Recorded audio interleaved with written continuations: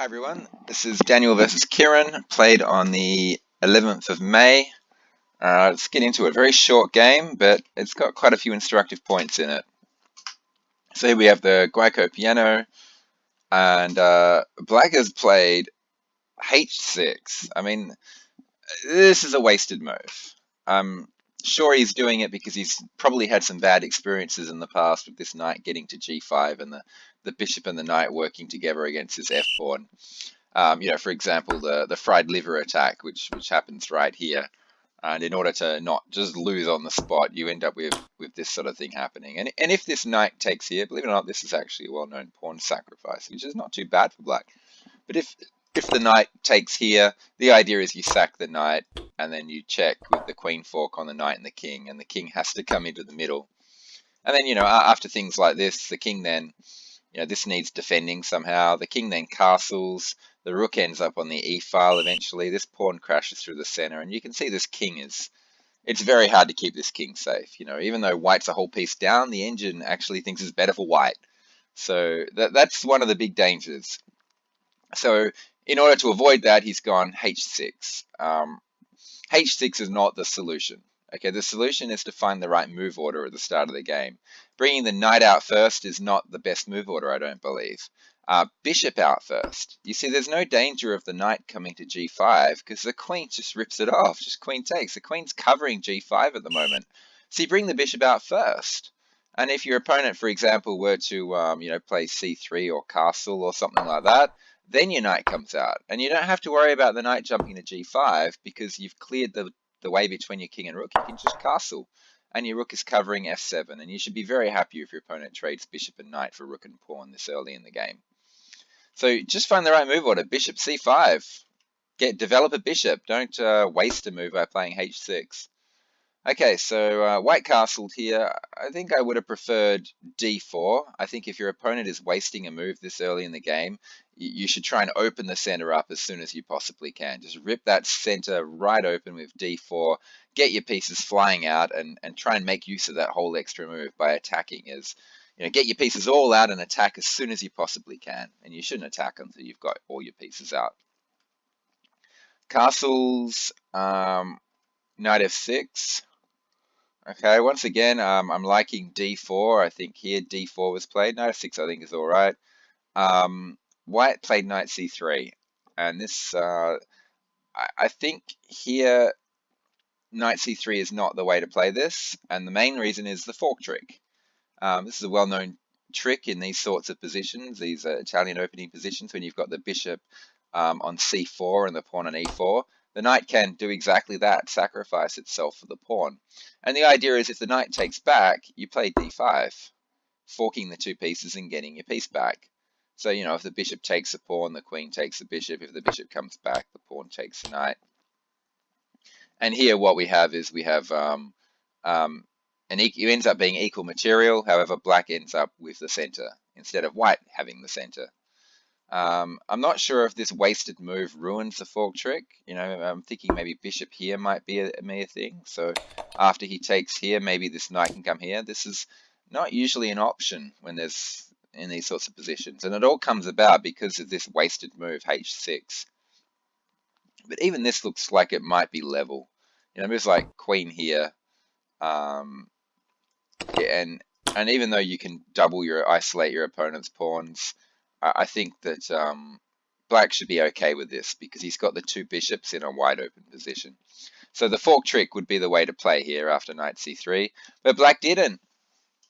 Well, before we get to that, what should white have done? d4. Open that center up, I think.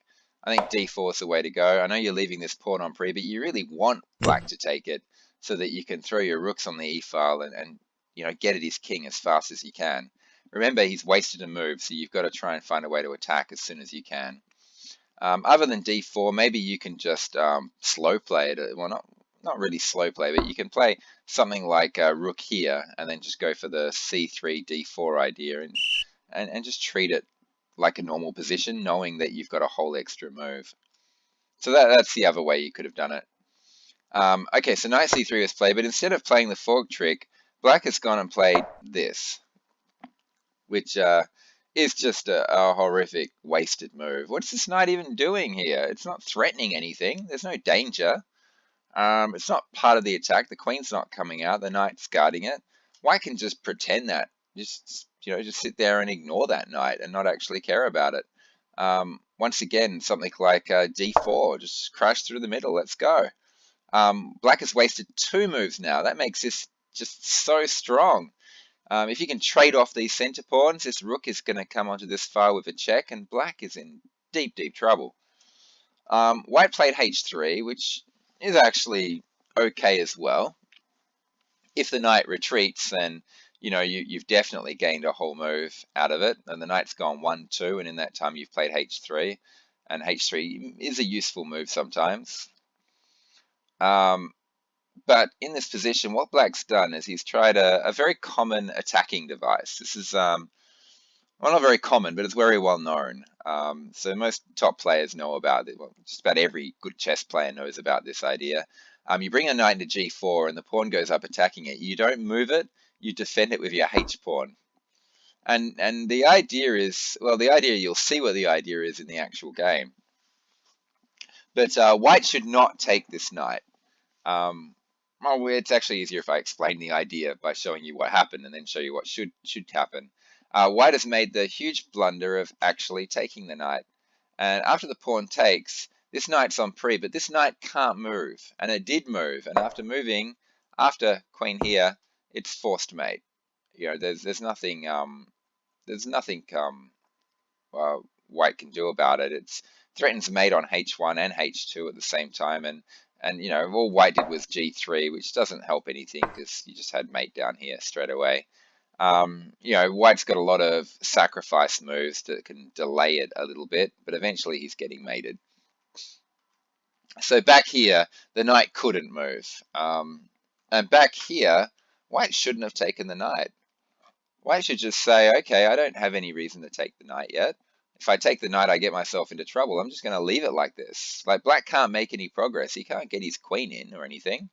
So white should just take this opportunity to just keep developing, knowing that black's knight is just stranded out here. And the point is that at some point, this idea of pawn takes and queen in with the mate, that's not going to work anymore. Once white's fully developed, at some point it's not going to work anymore. And when that moment comes, black is going to have to waste a move moving the knight away, either back here or back here. Both, this is a pretty bad spot because it's never going anywhere, and that's just admitting that you've wasted 2 moves. Knight out, knight in. So just by simply leaving the knight there and just developing normally, just something like d3, for instance, so the bishop can come out, eventually this knight is going to have to make some sort of decision. Maybe the bishop can go to c5. Here now, according to the engine, now you can actually safely take the knight and there's no danger anymore. So if we just quickly explore what the engine is suggesting, this knight can now go to g5, which blocks the queen and stops the queen from coming here and mating you.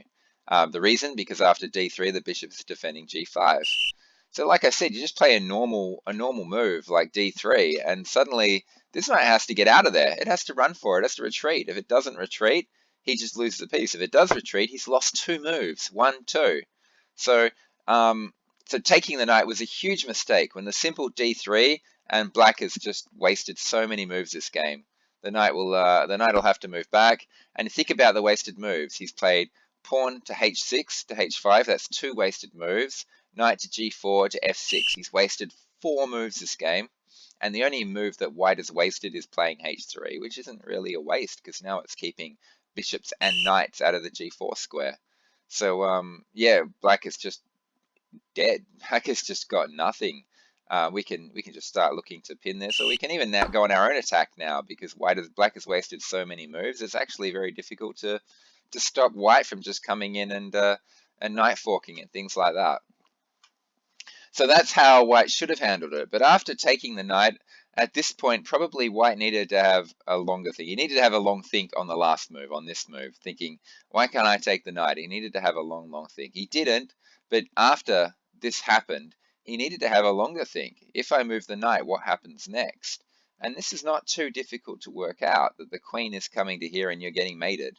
And at this point, white could have decided, look, I can't move this knight, and maybe just played a developing move, or something like d4 or something, or d3, and just played it like this. Just let black take it, and then the queen comes out here, and the material is still equal. Black has a huge advantage in that this rook line is a problem, and this queen is it's coming out and threatening mates and stuff down here very soon. The thing is that there's this bishop check here, which puts a lot of it changes things quite a bit, leads to a draw or something like that. So here that's what should have happened. He should have just developed instead of playing knight e1. So two massive mistakes by white. First, he took the knight, which threw away all his advantage, leading to an equal position. The second mistake he made was moving the knight away. And after takes, queen takes. According to this, d5 is winning for black. Okay, I didn't know that. Apparently queen g3 needs to get played now. Why can't a bishop just take here? What's the issue? After this, apparently, the mate is devastating. Oh, because this doesn't work anymore. The king goes to e7, and after knight here, what happens? The king can hide on d6? Really? Wow. Wow, wow, wow. Okay. Okay, I think, yeah, the main idea is there's no queen h3. You play d5, and the bishop guards h3. If you play this straight away, there's still queen h3, which stops the mate. This queen will, forcing this swap off, and even though this is still looking really good for black, it's still looking really good for black. White's still alive and in the game. He's not just mated. But after this, whoops, it threatens to win a piece and stops the queen from jumping to h3. Very interesting stuff, and it also allows the escape of the king. So even now, there's no move for white. g3 apparently, according to the engine, g3 is what he should play. And even after that, black has 2 points of material up because of the same d5 idea with the bishop coming in. Very, very, very fascinating stuff looking at this. The queen comes to d7. Look at this. The queen comes in this way. Why can't just queen g2 put a stop to all that stuff? Because of knight d4 threatening what? Maybe the threat is a slow threat. Let's say he plays d3. What happens next? Queen h3. Just letting the queen swap off. That's quite fascinating. Oh, because you've got knight into f3. Oh, wow. Look at this. This is really cool. And obviously bishop there, mate. So yeah, even then, the attack is devastating. So it's worth looking at these lines. What happens if white plays the absolute best he can? Even after a queen swap, black's attack is still strong enough to get a forced mate, which is quite fascinating. So back here was the mistake, and just a simple d3, and white is four moves up.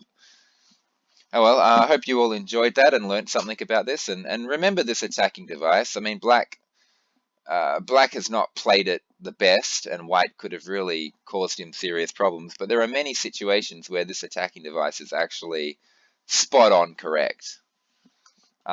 Just it wasn't this time. Okay, thanks for listening, and I'll talk to you all later. Bye.